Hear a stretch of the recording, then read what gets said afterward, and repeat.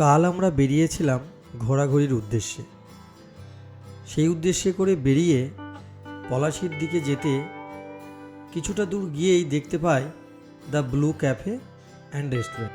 তারপরে আমি ভাবলাম এই সুন্দর দৃশ্যটা যদি ক্যামেরাবন্দি করি তাহলে কেমন হয়, তো সেটাই আমি করলাম।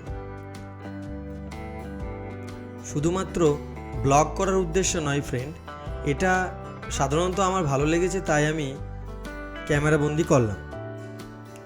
এখানে আপনারা লক্ষ্য করছেন সবার জন্য একটা আনন্দ মুহূর্ত পরিবেশ পেয়ে গেছে।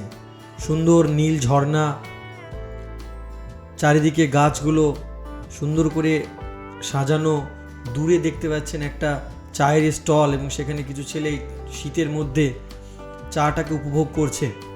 এই ক্যাফেতে যেমন গ্রামের খড়ের চালের ঘর হয় সেই ছোঁয়াটাও আছে, আবার একদিকে সেলফি স্ট্যান্ডও আছে, আবার অন্যদিকে আধুনিকতার ছোঁয়া সেটাও কিন্তু আমরা দেখতে পাচ্ছি।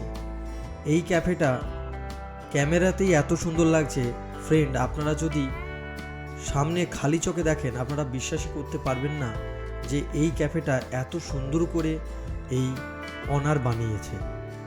এটা তো গেল সামনের দৃশ্য, পিছনের দৃশ্যটা দেখলে অবাক হয়ে যাবেন। রাতের মধ্যেও এত সুন্দর লাগছে।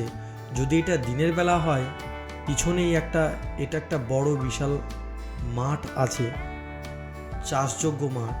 এখানে যদি এটা দেখেন আপনারা সত্যি আপনাদের মনোমুগ্ধকর লাগবে এবং এটা খুব সুন্দর একটা পিকনিক স্পট আগামী দিনে হয়তো বা হতে পারে, আমার যা দেখে মনে হচ্ছে। আপনাদের আর একটা দিক দেখায়, এটা হলো ওই যে একটু আগে বলছিলাম আধুনিকতার ছোঁয়া, সেটি আপনারা দেখেন ফ্রেন্ড, কি সুন্দর করে এরা আধুনিকতার ছোঁয়াটাও এই রেস্টুরেন্টের ভেতরে বা এই ক্যাফের ভিতরে এরা দিয়েছে। আপনারা সত্যিই মনোমুগ্ধকর হয়ে যাবেন যদি আপনারা এখানে যান। এরপরে আমাদেরও ইচ্ছা হলো একটু চা খেতে যাওয়ার, তো সেই উদ্দেশ্যেই আমরা দুজন চায়ের উদ্দেশ্যে চায়ের এরিয়াতে বা চায়ের সেকশনে পৌঁছালাম।